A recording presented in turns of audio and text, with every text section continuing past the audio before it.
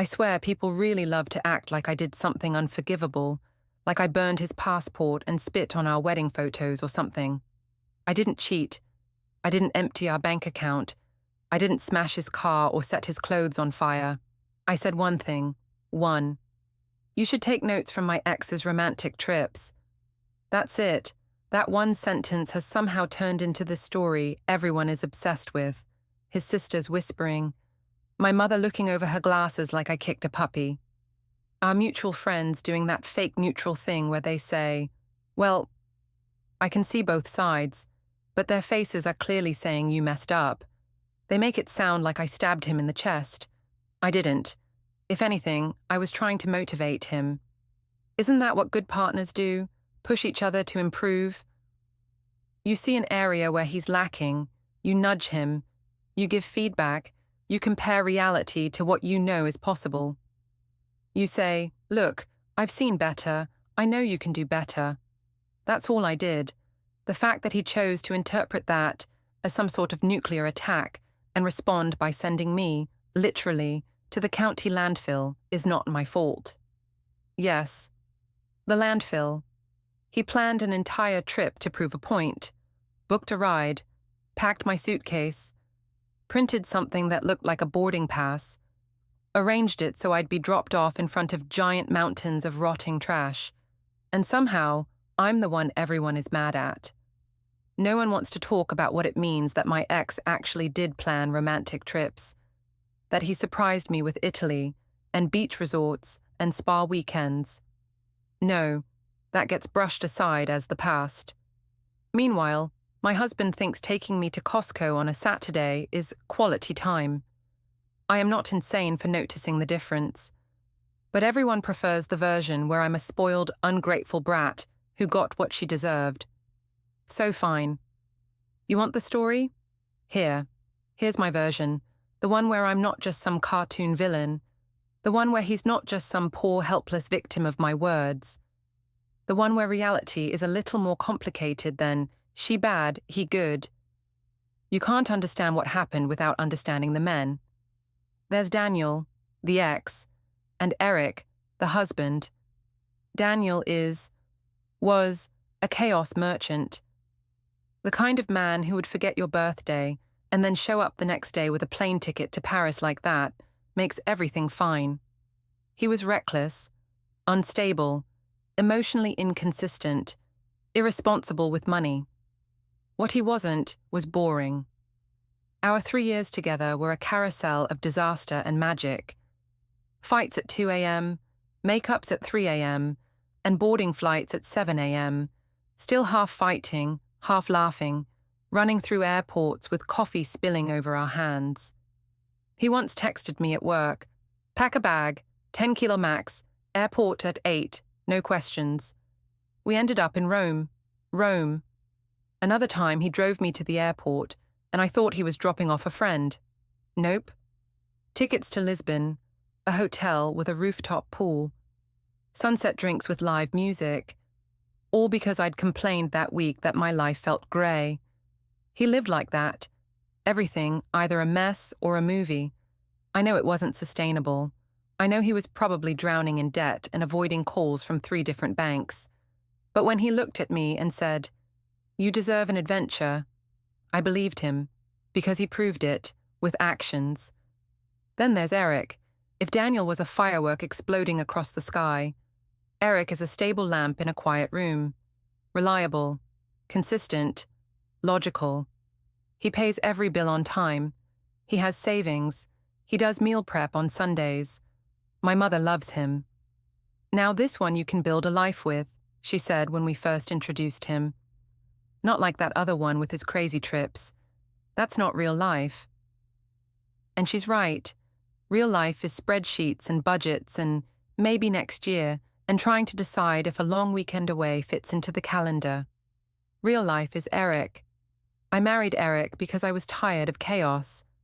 I wanted someone who didn't make my stomach twist every time my phone rang. But just because I wanted stability doesn't mean I stopped liking romance. And that's where everything got complicated. Let me be clear. I never expected Eric to do what Daniel did. I didn't expect random first-class tickets or five-star resorts. I'm not that delusional. I know those trips weren't free, and that half of them were probably paid for with money that was technically the bank's. What I did expect was effort, thoughtfulness, something more than, hey, you want to drive upstate for 2 hours and stay in a cabin that smells like wet wood and old bacon. Which, by the way, is exactly what he offered me at one point. Wouldn't it be nice, he said, showing me pictures of cabins online. Just us, by the lake, no noise, no people, just nature. I stared at the screen. The cabin looked like a serial killer backdrop. Is there a spa? I asked. No, just the lake, he said. Any restaurants nearby? I asked.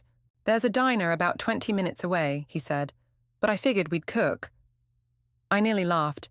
I did laugh, actually. You want me to go on vacation to another kitchen? I said. His face fell. It's not another kitchen, he said. It's a break from everything. We could have wine, grill, sit on the porch, look at the stars.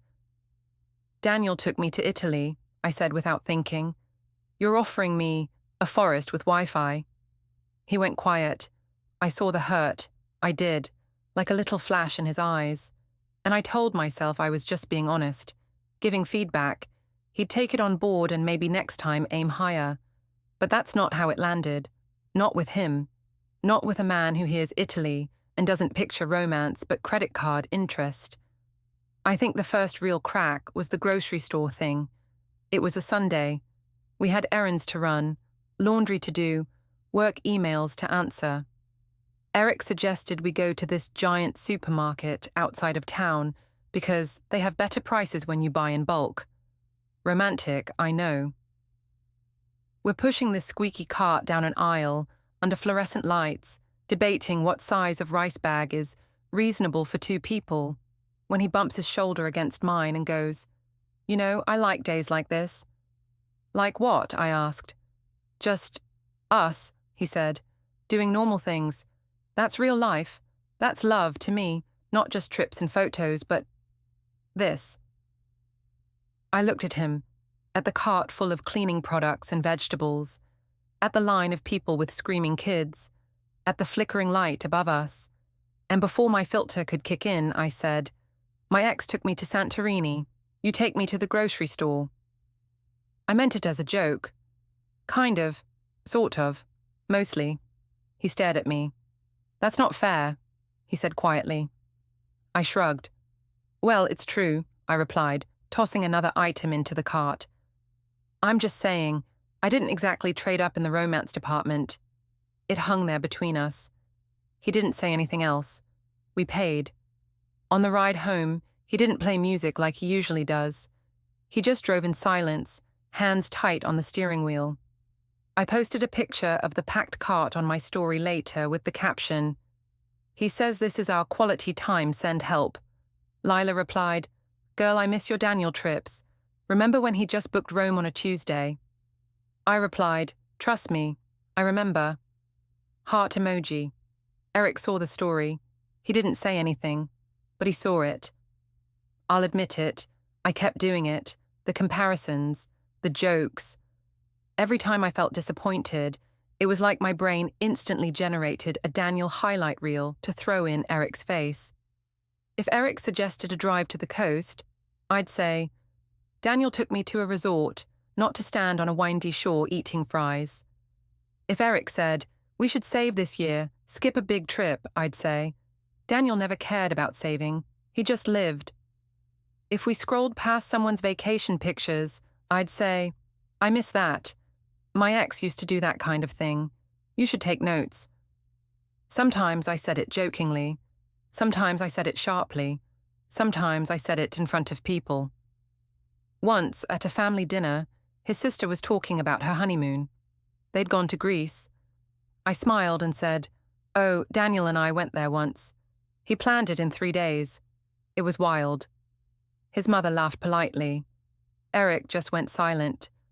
Another time, we were out with friends and someone asked, Are you guys traveling anywhere this year? And Eric said, We're thinking maybe a road trip. And I snorted and said, My ex ruined me for road trips. He made everything an adventure. Now, nothing feels like enough. Everyone laughed in that awkward way where they're not sure if it's okay. Eric smiled, the kind of smile that doesn't touch the eyes. Later, he asked, "Do you really think nothing I do is enough?" I rolled my eyes. "Don't be dramatic," I said. "I'm just saying you're not naturally romantic. You have to learn it. My ex was. You could take notes. That's all." He looked at me for a long time. Then he said, "Got it. I'll plan something." I thought I'd finally gotten through to him. I thought, finally, he's hearing me. Finally, he's going to step up. I had no idea what kind of step he meant. The day before the trip, I made a mistake. Well, another one. I was doom-scrolling as usual and came across a video. A girl crying on a balcony in some tropical place as her boyfriend brought out a cake, fireworks, and a surprise birthday vacation banner. I sent it to Lila. Me. Imagine someone doing this for me. Now, Lila, didn't Daniel do something like that in Barcelona? Me. Yep. Surprise rooftop dinner, music, photographers. I still think about it. Lila. Girl you downgraded on romance so hard. Me. Don't remind me. Then I posted something on my story. A throwback photo from Italy. Me on a balcony, espresso in hand, messy bun, sunglasses, some blurry orange sunset behind me. Caption: Sometimes I miss being with someone who knew how to plan a trip. I didn't mention names. I didn't tag Daniel, but everyone who knew, knew. Lila replied, "He really set the bar and then dipped." I replied, "And now I live in maybe we'll see land." Her next message popped up just as Eric walked into the room with a basket of laundry. "Tell your husband to take notes. That's what Pinterest is for." I reacted with I didn't think much of it, until I looked up and saw Eric looking at my phone screen. He didn't say a word. He just put the laundry basket down, turned around, and walked out. I should have gone after him. I didn't. I turned the volume up on the video instead. The next morning, everything felt off in that subtle way you don't fully register until later. Eric woke up before me. I smelled coffee, which wasn't unusual. He usually made it, but there was something extra. The house was too quiet. No TV, no music, no clattering of dishes. Just silence and the hum of the fridge. I rolled out of bed eventually, hair a mess, wearing his old t-shirt. When I opened the bedroom door, I saw it. My suitcase. The big one. The one I use for real trips. Standing upright by the front door like a well-trained dog. My heart jumped. Next to it, on the console table, was an envelope. Long and narrow, like a ticket. And on top of that, a travel-size bottle of my favorite perfume. My first thought was genuinely, oh my God. He actually listened. I walked over, still half asleep, heart speeding up. "Eric," I called out, already smiling. "What's this?" He walked out of the kitchen holding a mug. He'd dressed, jeans, dark t-shirt, clean, shaved, calm. "You said I should take notes from your ex," he said. I laughed. "Please tell me this is a surprise flight," I said, "because if it is, I take back every mean thing I ever said." "I doubt that," he said quietly, "but it's a trip." "Where?" I asked, picking up the envelope. It was printed on thick paper, fake airline branding in the corner. He'd really committed. "For you," he said. Inside was something that looked exactly like a boarding pass. Black and white. All the right fields. Passenger name, mine. Class, economy, of course. Seat, NA. Destination, County Landfill. I frowned, confused. At first I thought it was a stupid joke. "Very funny," I said, looking up. "What, are we flying Spirit Airlines now?" He didn't smile. "This isn't funny," I added, my tone sharpening. He took a step closer, set his coffee on the console table. "You said I should take notes from your ex's romantic trips," he said. "That he took you to Italy, to Greece, to beach resorts. That I take you to grocery stores and cabins." My grip tightened on the fake ticket. He went on. "You've spent months telling me everything I do is cheap or boring compared to him," he said. "Posting throwbacks, liking comments about how you downgraded, telling me to study his playbook." He picked up the suitcase handle. "So I planned a trip," he said simply. I felt a slight wave of unease wash over me. "What kind of trip?" I asked slowly. "The kind that matches how you treat what you already have," he said. "Appropriate destinations for people who treat everything like garbage." My stomach dropped. "That's not funny," I snapped. "Seriously, where are we going?" He pulled the suitcase toward the door. "We aren't going anywhere," he said. "You are." He opened the door. Outside, a car idled at the curb, a rideshare. "I booked a drop-off," he said. "To the county landfill. You know, the place where people dump everything they think isn't good enough anymore." I stared at him. "That's sick," I said. "You're being ridiculous." "Maybe," he said. "Or maybe I'm just being literal for once." He wheeled the suitcase out onto the porch. I followed him, barefoot, heart pounding. "Eric, this isn't—" "You wanted me to take notes from your ex," he said, turning around to face me. "So here's mine. When someone keeps comparing you to their past, you send them where they actually belong." His eyes were cold, not angry, not wild, just done. He tilted his head toward the car. "Enjoy your getaway," he said. "You belong there more than you belong here right now." For a second, I thought he was bluffing. I thought he'd smirk and say, "Relax, we're going to the airport." He didn't. He put my suitcase in the trunk. The driver looked confused, then shrugged. He'd clearly seen weirder things. "Eric," I hissed, "I'm not getting in that car." He raised an eyebrow. "Then you're standing on the porch in a t-shirt and no shoes while your ride drives away," he said. "Your choice." The driver glanced between us. "Ma'am," he asked, "I have another pickup after this." My cheeks burned. I could feel pride and logic wrestling inside me. I didn't want to look weak. I didn't want to show the driver this was getting to me. I didn't want to let Eric see me hesitate. So I squared my shoulders, lifted my chin, and said, "Fine."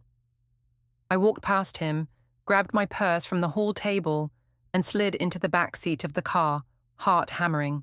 Eric leaned down, looked at me through the open door. "Location sharing's off," he said. "So don't expect me to track you." He straightened. "And don't worry," he added. "The landfill has a main gate. They'll tell you this isn't a vacation spot." He shut the door.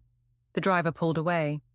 I watched the house growing smaller through the back window and thought, he's just trying to scare me. This is some twisted metaphor. He'll call and tell the driver to turn around. He did not. I don't know if you've ever been driven to a landfill in the back of a rideshare while wearing one of your husband's t-shirts and no bra. I don't recommend it. At first, I kept waiting for the map to change. Surely we'd turn off at some point and head for a hotel, or a park, or literally anything else. The driver tried to make small talk. So, visiting family?" he asked. "Something like that," I muttered. He pointed at the suitcase in the rearview mirror. "Looks like a long trip," he said. I stared out the window. Roads turned into industrial areas. Industrial areas turned into dirt roads. Dirt roads turned into piles. Piles of trash. The smell hit before the view did.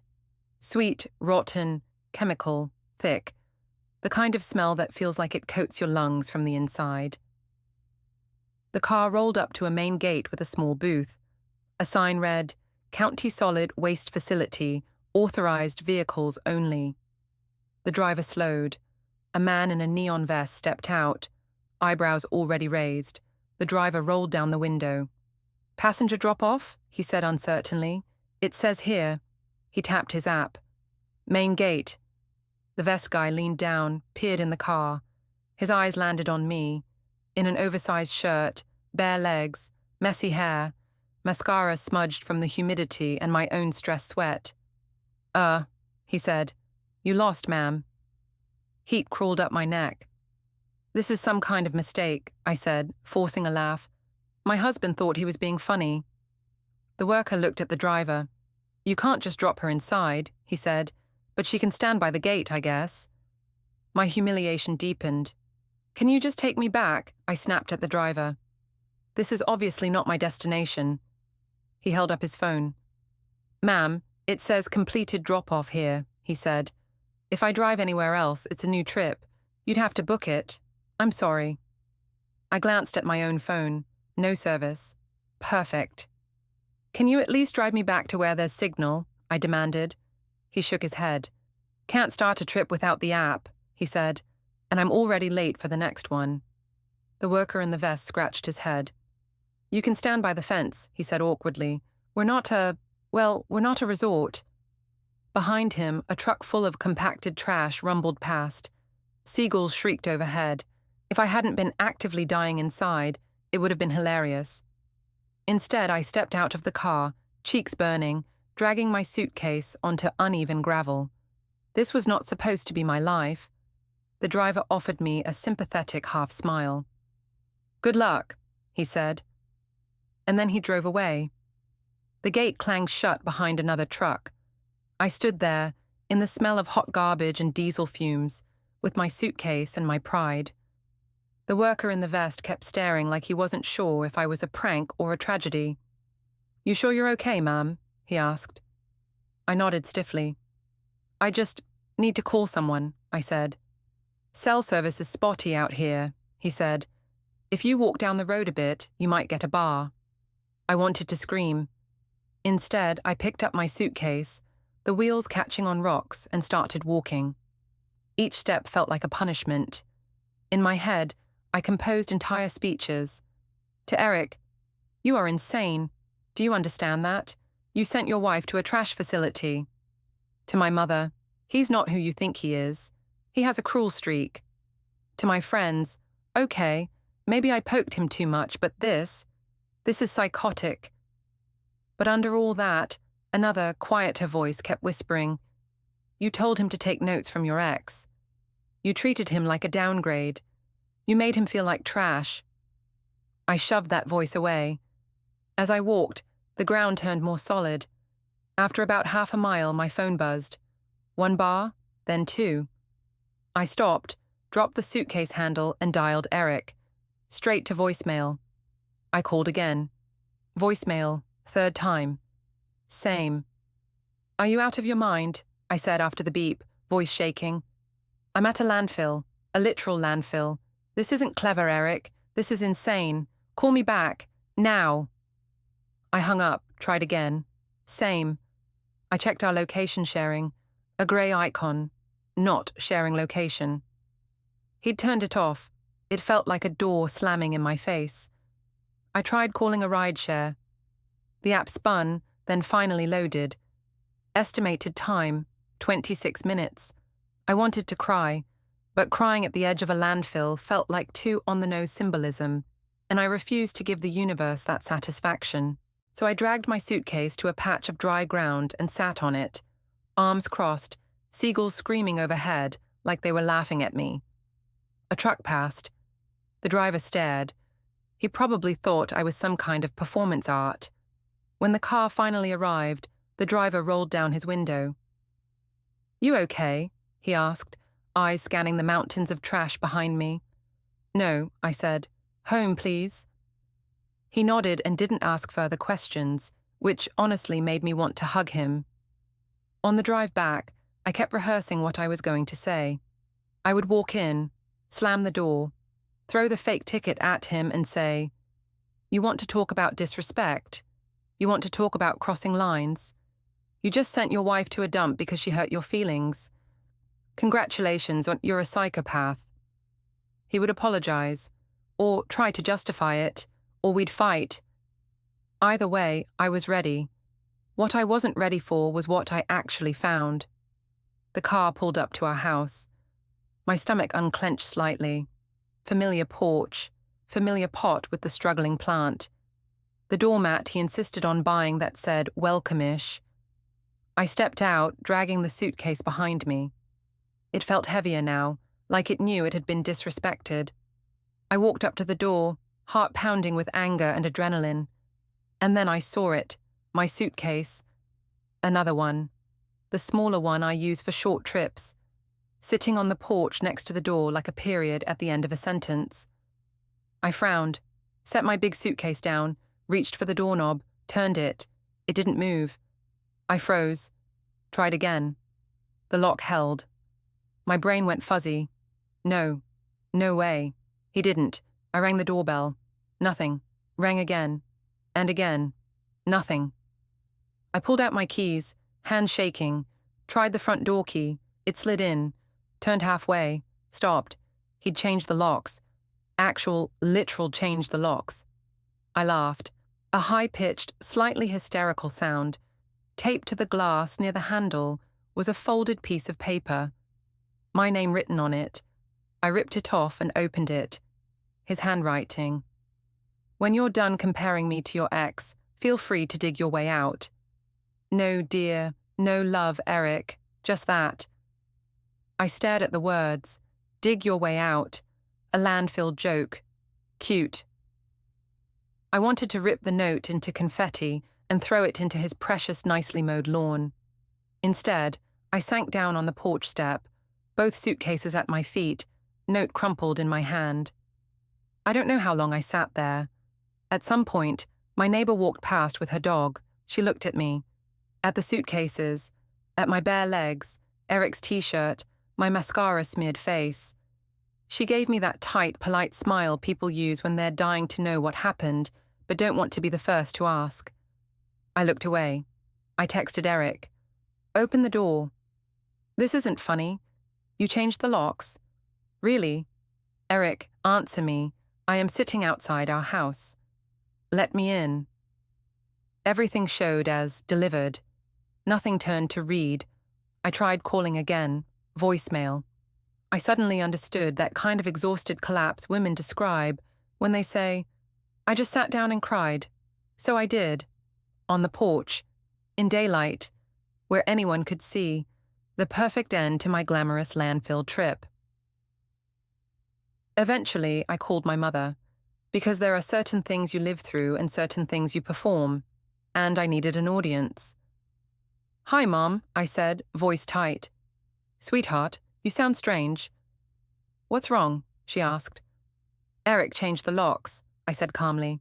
He kicked me out. Oh my God, she gasped. What happened? I made one comment, I said. One, I told him he could learn something from my ex about romantic trips, and he completely lost his mind. I was aware, in some quiet corner of my brain, that I was editing. One comment, not months, not the grocery store, not the cabin, not the story posts, just one. What do you mean, lost his mind? She asked. He sent me to the landfill, I said, letting the word hang. The what? She asked. The county landfill, I repeated. He printed a fake ticket and booked me a ride to the trash facility, like it was some twisted joke. Then, while I was gone, he changed the locks. There was a moment of stunned silence. That's not normal, she said. That's cruel. I seized on the word. Exactly, I said. I'm the one everyone's mad at, but he's the one sending his wife to stand next to piles of garbage. What did you say exactly? She asked. I just said my ex used to plan better trips, I replied. That he should take notes. That's all. She said. I hate that sound. That little that means she's thinking things she's not sure she should say. You don't think that justifies any of this, do you? I demanded. No, she said slowly. Nothing justifies driving you to a landfill or changing the locks without a discussion. There was a pause. But, she added. There it is, I snapped. The but. She exhaled. But you do know, she said carefully, that comparing your husband to another man, especially an ex, is like stabbing him in the heart and then asking why he's bleeding. I didn't stab, I said. I poked. A poke repeated enough times becomes a wound, she replied. I didn't like that sentence. Yes, well, maybe he should grow thicker skin, I said. Life is not a self-esteem seminar. We argued in circles after that. She offered to come pick me up. I refused at first, out of sheer stubbornness. I wasn't going to leave my own porch like I'd been exiled. I wanted him to come home and see me there, suitcase and all, a living accusation. He didn't. After 3 more hours, and 1 more rideshare cancellation because my card decided to act up, I texted my mother. Okay, come get me. She did. She stared at the note, at the suitcases, at me. This marriage, she said quietly, has turned into a battlefield. I didn't start it, I said. She gave me that look she used to give me when I stole my cousin's toys and then cried when he pushed me. Didn't you? She asked softly. I looked away. Here is what nobody seems to understand. I genuinely didn't say all those things because I wanted to hurt him. I said them because I wanted more. Not just for me, for us. What is wrong with wanting romance? With wanting trips? With wanting something to look forward to that isn't just, well, maybe in a few years when the mortgage is lower. I'm not crazy for wanting memories that look like movies instead of grocery store aisles. When I said, you should take notes from my ex, I meant, you should see what's possible. You should Google things. You should plan. You should try. I wasn't saying, be him. I was saying, stop acting like a cabin 2 hours away is the peak of human experience. But men don't hear it like that. They hear, you're not enough. He was better. You're failing. And then they do things like drive you symbolically to a landfill. If he had turned to me one day and said, hey, you should take notes from my ex. She cooked more. She cleaned. She didn't complain so much. She was more grateful. I'd have killed him. Emotionally, at least. And yes, I know that. Yes, I know I have a double standard. Yes, I know I would not tolerate the same honesty I dish out. But part of me still thinks, he's the man. He's supposed to be able to take it. Women get criticized all the time. Our bodies, our clothes, our cooking, our mothering, our everything. We're expected to suck it up, glow up, level up, smile. So when I tell him he needs to level up romantically, I don't see it as cruelty. I see it as a performance review. Apparently, he took it as termination notice. Now there are 2 versions of us. There's the one my friends hear. He sent me to a landfill because I told him my ex planned better trips. In that story, I'm the victim of a dramatic, emotionally vindictive man who doesn't know how to communicate, so he resorts to theatrics. Then there's the one that plays in my head when it's 3 a.m., and I'm staring at the ceiling of my old bedroom at my parents' house, because yes, that's where I am now. In that version, I see myself telling Eric, over and over, in big ways and small, that nothing he did was good enough, that my ex's chaos was more impressive than his stability, that my ex's irresponsibility was more romantic than his planning, that I would always measure him against someone who was gone. I see his face at the grocery store, in front of the cabin pictures, at the family dinner. When he saw that story post, I see him decide quietly, I'm done being compared to a ghost. I hate that version, because it makes sense, and if his landfill stunt suddenly makes sense, then I can't lean on my favorite comforting phrase, I didn't deserve this. Did I deserve to stand in the smell of rot and plastic while seagulls mocked me? Maybe not. Did I deserve to have love snapped back at me when I kept poking it? Maybe yes. I don't like these maybes. I prefer absolutes. He thinks I loved those trips with Daniel purely because of the places. Italy, Greece, the islands, the rooftops. He thinks it was all about money. It wasn't. It was about this feeling that someone looked at me and thought, I want to give you the world. Not just what's on sale or what fits into the schedule.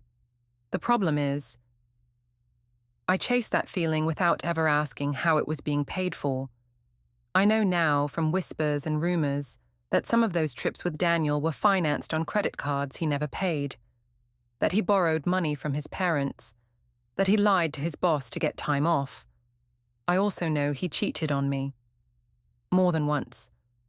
There were always other girls in the photos I wasn't tagged in. Eric would never do that. He would never risk our future to impress me. He would never lie about money. He would never disappear for a weekend without explanation. He would also never randomly shout, "Pack a bag, we're going to Rome." And that annoys me. I want both. I want loyalty and surprise, stability and fireworks, budgeting and first class. I want the man who makes sure the utilities are paid and also plans a last-minute trip to Paris. What I haven't told Eric, what I probably never will, is that part of me feels trapped between these two versions of love. With Daniel, I knew I could lose everything except the story. With Eric, I know I could lose the story and still have everything. Guess which one plays better on my Instagram? And I hate that this matters, but it does. Sometimes I imagine going back to that cabin conversation, to the grocery store aisle, to the moment on the couch when he said, "I'll plan something," and I smirked, thinking he finally got it. I imagine choosing different words. Not, "Daniel took me to Italy, you take me to the grocery store," but, "I miss traveling. Is there a way we can save for something special next year?" Not, "You should take notes from my ex," but, "Can we learn how to plan trips together?" I want us to have memories that feel big, even if the budget is small. Not passive-aggressive stories with, "I miss being with someone who knew how to plan a trip." Just straightforward, vulnerable honesty. "I love you, I'm bored, I feel stuck. I'm scared this is all there will ever be. Help me make life feel bigger again." Would he still have sent me to the landfill? Maybe not. But then again, being that honest would mean admitting I'm not a cool, above-it-all girl who just tosses out sarcastic comments. It would mean admitting I care more than I pretend. It's easier to be the one making sharp jokes than the one saying, "Please love me louder." So I went with jokes, and he responded with a punchline. Right now, I'm at my parents' house, in my old room. My childhood posters long gone, replaced by neutral decor my mother picked once I moved out. A bland beige space where nothing smells like me. My suitcases are in the corner. Sometimes I still smell the landfill on them, even though I know it's in my head. Eric and I have texted, barely, mostly logistics. Him, "Your mail is here." Me, "Leave it in a bag on the porch, I'll get it." Him, "Okay, we haven't talked about the landfill, or the locks, or the note."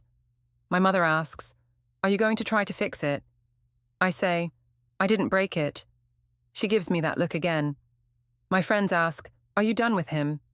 I say, if he thinks I'm going to beg after he did that, he's delusional. Inside, there's a small, terrified voice that asks, "What if he doesn't want you back, even if you do beg?" I hush it with other thoughts. Thoughts like, he overreacted. He's weak. He couldn't handle the truth. I was only trying to motivate him. Because if I let that other voice get louder, I'll have to admit that the landfill wasn't just a petty revenge, it was a mirror. He sent me to the place where people dump things they don't value anymore. And as awful, twisted, immature as that gesture was, I know exactly where he got the idea. From me.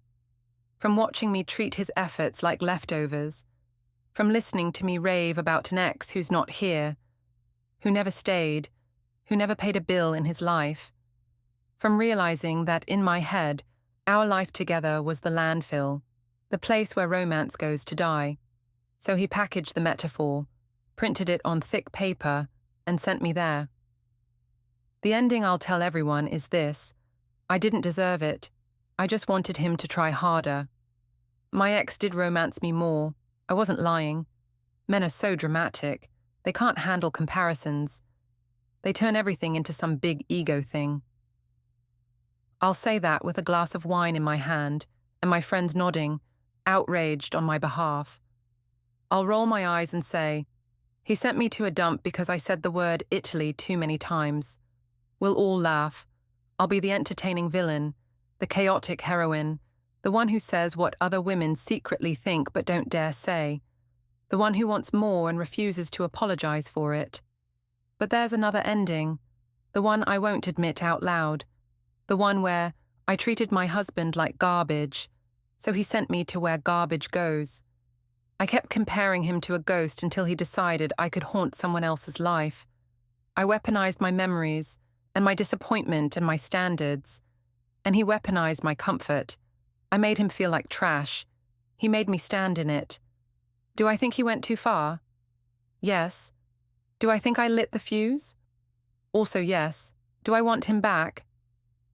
That depends on the day you ask me. Right now, what I want most is for someone, anyone, to tell me I'm still right. That wanting Italy instead of cabins doesn't make me a monster. That high standards are not a crime. That I didn't ask to be humiliated at a landfill. And honestly, part of me still believes that. I still think, I didn't deserve this. I only said what was true.